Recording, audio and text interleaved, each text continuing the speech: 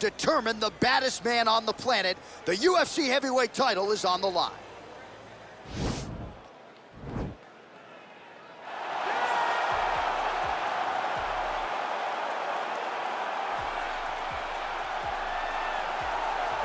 Well, for a long time, he's been mentioned with the baddest men on the planet. For a long time, though, the title fight eluded him. Not anymore. Here he is, the #1 heavyweight contender, finally making this walk and cracking a smile. He's waited a long time for this. He's not expecting a 25-minute war. He believes he has the power and the skills to get this thing done quickly.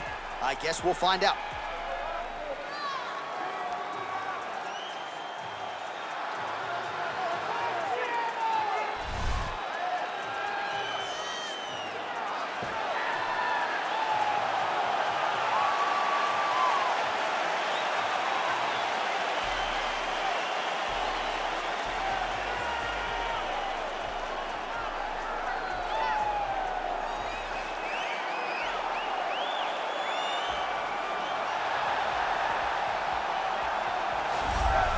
All right, so here he is making his way to the octagon for another heavyweight title defense. This has been the baddest man on the planet now for several years, and he has taken on all comers more often than not, leaving them twitching on the canvas. Knockout power for days. The question is tonight, with a challenge like this, can he walk out the way he came in as the undisputed UFC heavyweight champion of the world?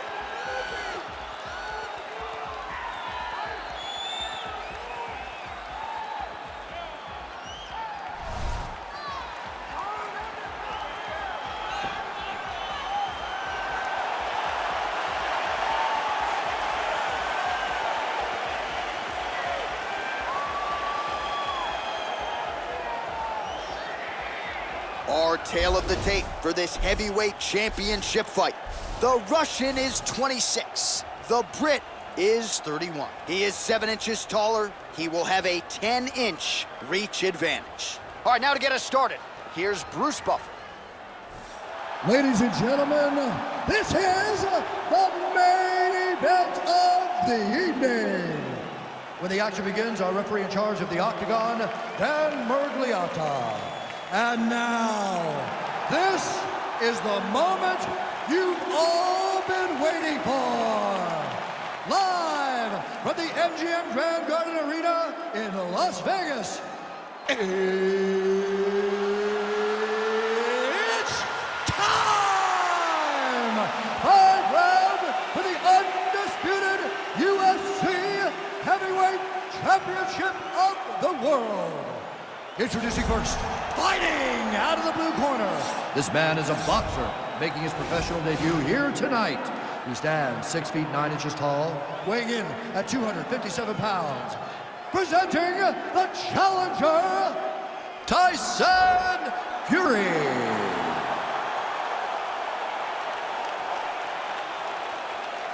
And now, introducing the champion, fighting out of the red corner.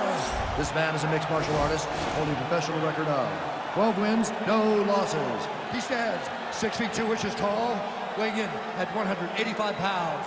Fighting out of Stockholm, Sweden, ladies and gentlemen, presenting the reigning, defending UFC heavyweight champion of the world, Khamzat Chimaev.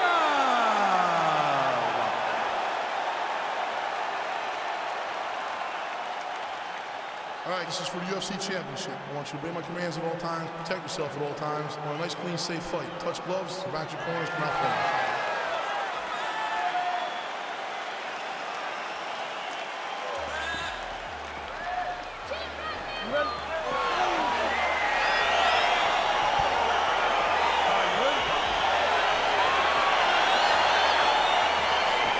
Well, the tension is palpable as this fight gets underway, and it's going to be interesting to see how this matchup plays out.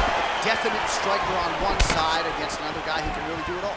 And in those situations, normally the guy that's more well-rounded will be the one that will find success. I want to see how this plays out. Well, we told you off the top he had the reach advantage, and you saw it right there with that punch. All right, he engages in a single collar tie here. Stuffs the takedown there. How good is his takedown defense?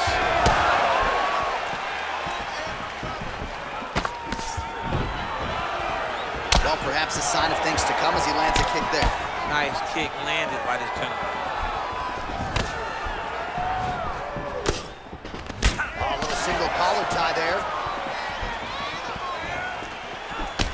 Big, powerful punch lands. Now we get back to range.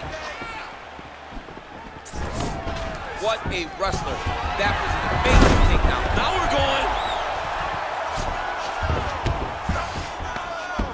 Just over 3 minutes to go, round one.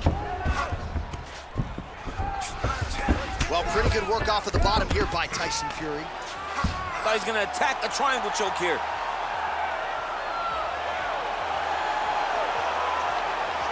Watch triangle, watch triangle.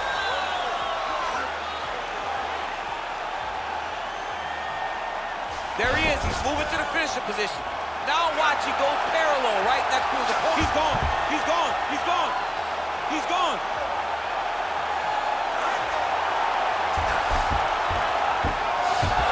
Wow. All right, right into side control. Upper body strength figures to be put to good use here. Yes, absolutely. And you gotta look for his opponent to turn back into him. He should chase guillotine, but the opponent turns to the opposite side. He can take his back, throw his hooks in, try to choke, or flatten them out. Just go for the finish. Outstanding ground and pound here. Somewhat of a lost art in MMA, at least in terms of making sure that every strike counts. Not an issue for him. He's making every single one of them count. He is not pity-patting. He's not touching. Every punch that lands, he wants you to feel it. Oh, lands with the ground and pound strike. He's putting him in exactly the positions he needs to be in right now. He's able to relax here. And he understands, being a veteran of so many fights, that as long as he's on top, he's winning. He feels like he's winning here. Well, you know, I don't like the gi very much, but I have an appreciation and a healthy one for these type of transitions. You can tell he's been in a gi at some point in his life with the way that he moves so freely. I'm skipping jiu-jitsu next week, too. All right, he's very comfortable fighting off his back, DC. Now looks like he's trying to hip escape. Yeah, he's trying to hip escape or maybe look for a Kimura here. Oh, the ground and pound strikes continue to rain down. The opponent better move out of harm's way or the referee's going to stop this thing. He better start to move, and when his opponent starts to posture, he needs to put his feet on the hip, push him away to try to escape this very, very dangerous position.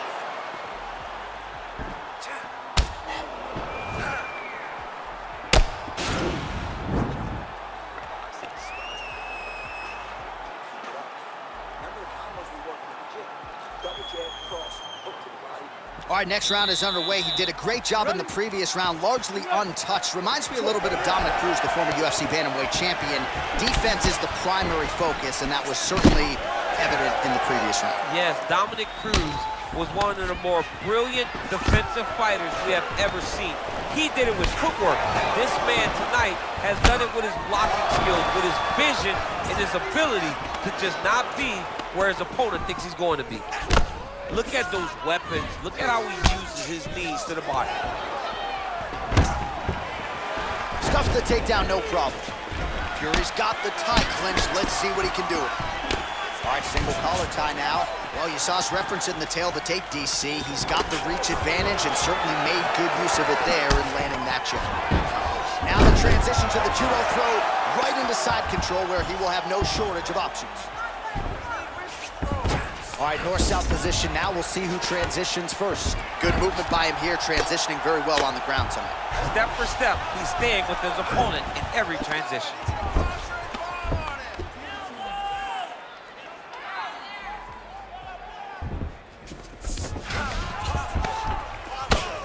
I mean, how many can he take?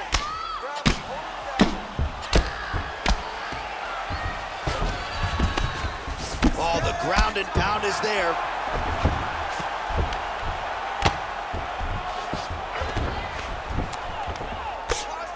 Volume strikes continue to rain down. His opponent pretty helpless there on the ground. His opponent is helpless. He's been hurt, he's been battered, he's been beaten, and now this guy's trying to find the right time to land the strike that ends the fight. And he's going for the choke now.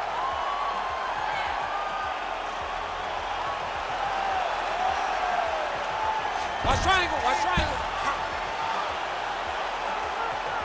Needs to push the arm to the side. get his head against the mat. Now watch, as he goes to the finish, watch his chest go to the mat. He goes, oh, he might have got him with a choke. Wow. Side control now, and certainly I would think more offensive options for the bottom fighter than in the half guard. Absolutely more offensive options, because now you can just start to get away. You can just go to a wrestler stand-up. Get to your knees, post your hands, don't allow him to get his hooks in, right? Really be aware of the hooks. But get to your hands, stand up, fight the hands, break away and escape. But it's so much more free-flowing than a half guard in the side control, because all you need to do is just get the opponent's body up, because his legs are just free to move. His legs are not controlling anything. His legs are just free, so you have more freedom to use yours. He jumps on a headlock. We call this in wrestling just a headlock, and if you're not careful, you can get stuck in an arm triangle. Watch triangle, watch triangle.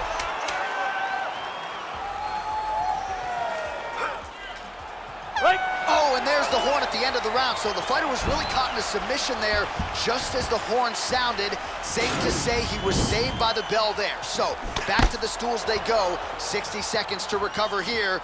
We're gonna fight on, ladies and gentlemen. Another round coming up. All right, now we take a look back at some of the action in that previous round, DC. A lot to like on both sides, really. I mean, both were intent on going forward. And what happens when nobody wants to take a step back? They meet in the middle. That's exactly what they did, and they both found success over the course of that round. Ready? Listen. All right. You're doing awesome out there. Really like the way you're setting up your knee. Ready? Here we go, third round of this championship fight.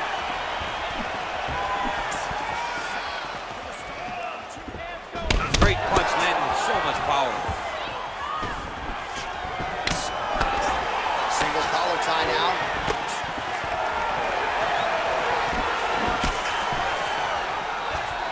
Nice job moving off the center line. He slips to avoid that right hand. Oh, really making good use of his reach advantage as he lands the straight punch there. Whiffs on that offering. All right, he engages in the single collar tie. Double leg is good. And now he has a headlock trying to pin his opponent's back down flat onto the mat. Look for him to transition to an arm triangle to try to chase the finish.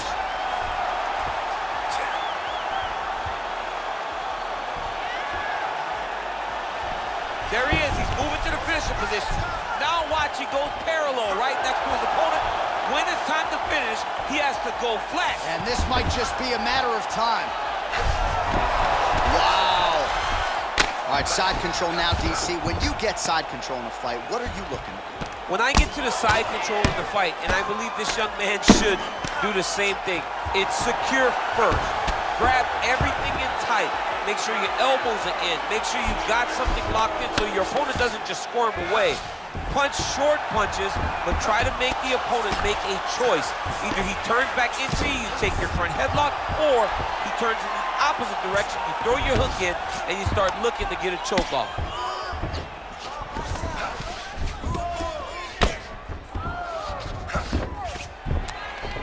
Ground and pound strike there now.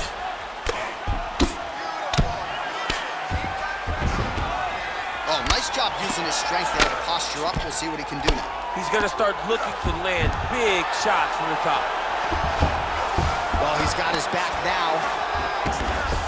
Well, there are few things more fun to watch in mixed martial arts than these type of transitions and scrambles on the ground. High-level grappling can really be entertaining.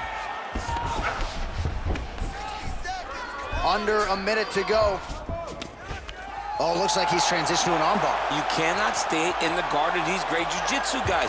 Attack an armbar. He might get a finish here. Oh, now he's in trouble.